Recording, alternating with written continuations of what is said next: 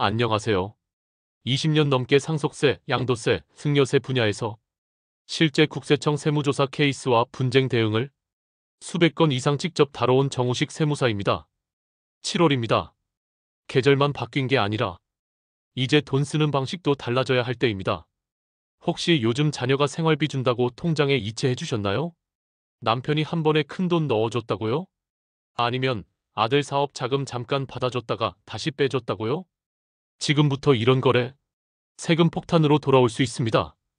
아니, 그냥 준 건데 왜요? 생활비인데 왜 증여세가 붙어요?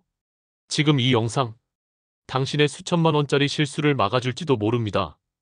2025년 7월부터 금융정보가 실시간으로 분석되고 국세청과 자동 연계되는 시스템이 본격 가동되면서 이제 통장에 돈이 들어오기만 해도 AI가 먼저 의심합니다. 단 한 줄이라도 기록이 없으면 그 돈은 소득이나 증여로 간주되고 세금 추징 또는 세무조사로 이어질 수 있습니다. 그냥 입금했다? 그냥 써버렸다? 지금은 그냥이란 말이 제일 위험한 말입니다. 오늘 영상에서 실제로 어떤 통장 거래가 걸리는지, 어떤 가족 간 이체가 세금으로 이어지는, 그리고 어떻게 하면 안전하게 피할 수 있는지 모두 알려드리겠습니다. 7월입니다. 이제 통장 거래도 말이 아니라 증거로 보여줘야 할 때입니다. 바로 시작합니다. 1장. 국세청이 수상하게 보는 통장 거래 3가지. 자, 이제 본론으로 들어가 볼게요. 국세청이 요즘 유독 유심히 보는 통장 거래가 있어요. 겉으로 보기엔 전혀 문제 없어 보이는데 알고 보면 세금 폭탄으로 이어지는 거래, 바로 이런 것들입니다. 첫 번째는요, 현금이 자주 들어오는 통장이에요. 가족들이 용돈 준다고, 생활비 보탠다고 조금씩 입금해주는 경우 많죠? 예를 들어 딸이 30만 원, 50만 원씩 틈틈이 넣어주는 경우요. 근데 문제는 이게 몇 번 반복되다 보면 국세청 시스템에선 이상 거래로 딱 찍힙니다. 왜냐면 현금 입금과 설명 없는 패턴은 소득이든 증여든 뭔가 의심되는 돈이라고 보기 때문이에요. 그냥 도와준 건데요. 생활비였어요. 이렇게 말해도 증거가 없으면 그냥 과세 대상이 됩니다. 두 번째는 가족끼리 큰돈 주고받는 경우예요. 부모님이 자녀 통장에 돈 넣어줬다가 며칠 뒤에 다른 통장으로 빼고 혹은 형제끼리 갑자기 500만 원 이체하고 이런 경우 많으시죠? 이걸 국세청은 왜 굳이 이렇게 돌려서 주지? 혹시 위장거래 아냐? 하고 의심해요. 생활비든 도와준 돈이든 정확한 용도가 없으면 그냥 증여로 처리될 수 있습니다. 세 번째는 출처가 불분명한 반복 입금이에요. 직장도 없고 사업자도 아닌데 한 달에 몇백만 원씩 계속 입금된다면 이건 뭔가 신고 안 된 소득이다. 이렇게 보는 거죠. 자녀가 준 돈일 수도 있고 잠깐 맡아놓은 돈일 수도 있지만 입금된 순간부터는 당신 돈으로 간주됩니다. 신고도 안 돼 있고 설명도 못하면 바로 세무조사 대상이에요. 그러니까 요약하면요. 이유 없이 자주 들어오는 돈, 가족끼리 수시로 큰돈 주고받는 거래, 그리고 출처가 불명확한 입금. 이 3가지는 요즘 국세청이 가장 민감하게 보는 거래라는 거예요. 그냥 주고받던 돈도 이젠 말이 아니라 증거가 있어야 안전한 시대입니다. 2장. 7월부터 더 위험해진 이유. 실시간 감시 시스템 본격 가동. 자, 그럼 이제 왜 하필 7월부터 이런 통장 거래가 더 위험해졌는지 그 배경을 한번 짚어볼게요. 단순히 세무조사가 늘었다 이런 수준이 아니에요. 이제는 시스템 자체가 달라졌거든요. 첫 번째, 금융정보 실시간 전달 체계가 본격 가동됐습니다. 이제는 통장에 돈이 들어오잖아요. 그럼 금융정보분석원 FIU라는 기관에서 그 내용을 실시간으로 모니터링해요. 그리고 뭔가 이상한 거래다 싶으면 바로 국세청으로 자동 전달됩니다.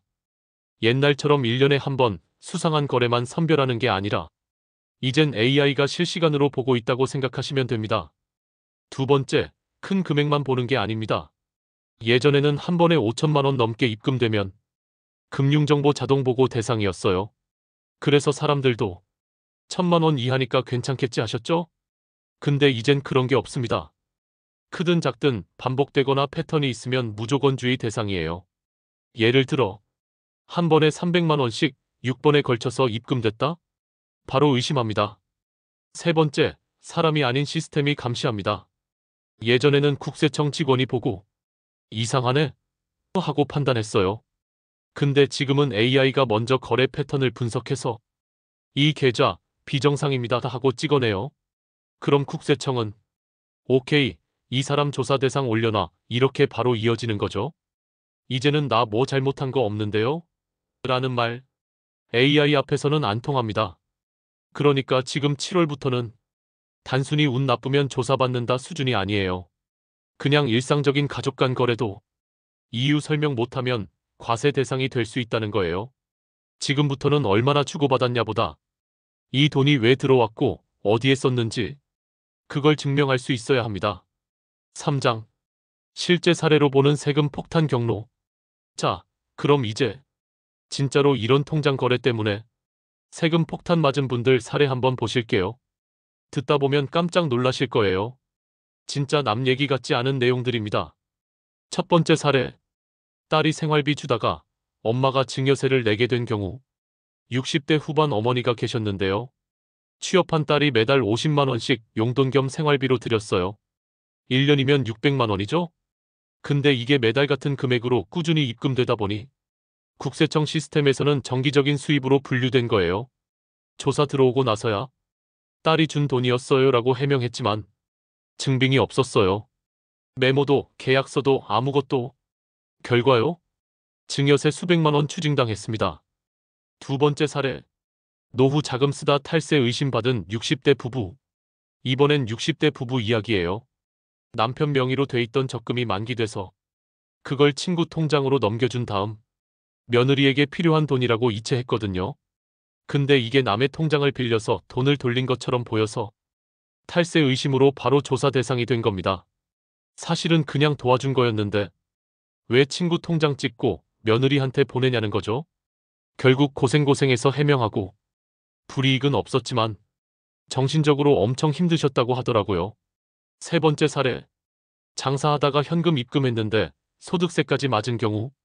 이분은 전통시장 쪽에서 장사하시던 분이었는데 현금으로 받은 매출을 그날 통장에 입금하신 거예요. 매일매일. 근데 문제는 그분이 사업자 등록이 안 돼 있었고 소득 신고도 안 하고 있었어요. 결과요? 소득 누락으로 보고 소득세 수백만 원 추징. 그분 말씀이 그냥 벌어서 넣은 건데 이게 왜 세금 대상이냐고 하셨지만 이제는 그 자체로 소득으로 간주됩니다. 어때요? 들으시니까? 혹시 우리 가족도 이런 거래하고 있지 않으셨나요? 지금은 선의로 주고받은 돈도 증거 없으면 과세 대상이에요. 그리고 설명만 잘하면 된다는 생각도 이제는 통하지 않습니다. 시스템은 왜보다는 패턴을 먼저 보기 때문에 의심받는 순간부터는 내가 직접 입증해야 돼요. 4장. 이런 거래는 무조건 걸립니다. 위험신호 5가지. 지금부터는 국세청 시스템에서 이건 무조건 걸린다고 보는 위험한 통장 거래 5가지를 알려드릴게요. 이 중에 하나라도 해당되면 당장 거래 내역 정리부터 하셔야 됩니다. 1. 출처 없는 현금 입금. 가장 대표적인 유형이에요. 누가 어디서 줬는지 알 수 없는 돈이 툭툭툭 들어오는 거래. 특히 100만 원 이상 되는 현금이 딱히 설명 없이 통장에 여러 번 들어오면 이건 소득 아니냐? 이렇게 바로 의심받습니다. 현금은 원래 이렇게 쓰잖아요. 이제는 통하지 않아요. 2. 사업소득을 개인 통장으로 받는 경우. 자영업 하시거나 부업 하시는 분들 주의하셔야 돼요. 고객한테 돈을 받을 때 개인 통장으로 받으시고 따로 소득 신고 안 하신 경우 이건 국세청 입장에서 소득 누락으로 봅니다. 특히 요즘은 플랫폼 수입이나 강의비, 프리랜서 사례비 같은 것들도 계좌 추적으로 바로 잡힙니다. 통장만 봐도 이건 사업인데? 하고 판단이 서는 거예요. 3. 자녀 통장에 돈 몰아넣기. 아들 결혼해야 하니까 일단 돈 좀 모아두자. 딸 통장에 생활비 좀 넣어놔야지. 이런 식으로 큰 돈을 한 번에 넣어두는 거 흔하죠? 근데 그게 증빙 없이 반복되면 그냥 증여로 분류됩니다. 심지어 돈은 내가 썼는데 자녀 통장에서 인출한 경우 이건 국세청에서 위장자산 이전으로 판단할 수도 있어요. 4. 비정기적인 고액 이체. 평소에는 조용하던 통장인데 갑자기 2천만 원, 3천만 원씩 뚝뚝 들어오거나 나가는 거래가 생기면 시스템은 이거 뭔가 있다 하고 바로 반응합니다. 특히 거래 상대방이 가족이면 더 민감해요. 증여인지 소득 누락 회피인지 일단 의심부터 들어갑니다. 5. 한두 개 통장만 집중적으로 사용하는 경우. 통장이 여러 개 있는데 그중 특정 통장 하나에서만 입금, 출금, 이체, 생활비 다 몰아서 사용하는 경우. 이건 AI 입장에선 이 계좌가 실질적으로 운영 통장이네. 그 계좌 하나만 들여다봐도 생활 전체가 파악되기 때문에 바로 조사 우선 대상이 됩니다. 즉, 특정 통장의 거래 패턴이 뚜렷하면 감시 대상이 되는 겁니다. 정리하자면요. 출처 없는 현금, 신고 안 된 수입, 가족 간 고액 이체, 자녀 명의 통장 활용, 집중되는 계좌 패턴. 이 5가지만 기억하시면 됩니다. 이 중에 하나라도 해당된다면 지금부터라도 증빙자료, 설명 메모, 거래 구분을 꼭 준비하셔야 돼요. 5장. 이것만 지키면 피할 수 있습니다. 안전한 거래 수칙 5가지. 자, 이제 걱정은 그만하시고요. 그럼 도대체 어떻게 해야 이 세금 폭탄을 피할 수 있는지 정확하게 알려드릴게요. 사실 방법은 아주 간단합니다. 기록만 잘 남겨두시면 됩니다. 지금부터 알려드리는 5가지 안전한 거래 습관. 이것만 지켜도 대부분의 문제는 피할 수 있어요. 1. 큰 금액 입금 전에는 꼭 간단한 계약서나 메모를 남긴다. 가족끼리 돈 주고받을 때 이건 빌려주는 거다, 생활비다. 이렇게 간단히 문서나 문자로라도 남겨두세요. 휴대폰 문자, 메모장, 심지어 카카오톡 캡처도 괜찮습니다. 증거가 있느냐 없느냐, 그 차이 하나로 세금이 갈립니다. 2. 가족 간 이체는 용도를 분명히 표시한다. 이체할 때 메모 기능 아시죠? 생활비, 학비, 용돈 이런 식으로 목적을 분명히 적어두세요. 국세청도 이 메모를 확인합니다. 그냥 이체보다는 생활비 등으로 명확하게 적힌 거래가 안심이에요. 3. 통장은 꼭 용도별로 나눠서 쓴다. 하나의 통장으로 생활비도 쓰고 자녀 용돈도 주고 사업 매출도 받고 이렇게 섞어서 쓰면 나중에 증빙이 꼬입니다. 생활용, 자녀 지원용, 사업용 통장을 구분해서 관리하는 습관 지금부터 들이세요. 나중에 문제가 생겨도 이건 자녀 지원 통장이에요 하고 딱 보여줄 수 있어야 하니까요. 4. 반복적으로 돈을 주고받을 땐 정기성과 용도를 구분한다. 예를 들어 딸이 매달 50만 원씩 주는 경우 그냥 주면 정기적 증여로 의심받지만 월세 지원, 생활비, 간병비처럼 용도와 정기성이 함께 설명될 수 있어야 합니다. 용도 없는 정기 거래는 제일 위험합니다. 반대로 설명이 가능한 정기 거래는 안전합니다. 5. 1년에 한 번은 통장 거래 내역을 정리해 둔다. 사후에 걸렸을 때 이 돈이 왜 왔는지 기억 안 나요 하면 진짜 곤란하거든요. 그래서 연말이나 연초에 한 번쯤은 거래 내역을 엑셀로 정리하거나 중요 거래만 따로 메모로 남겨두는 습관 꼭 들이세요. 한 번 해두면 진짜로 위기 상황에서 나를 지켜주는 큰 무기가 됩니다.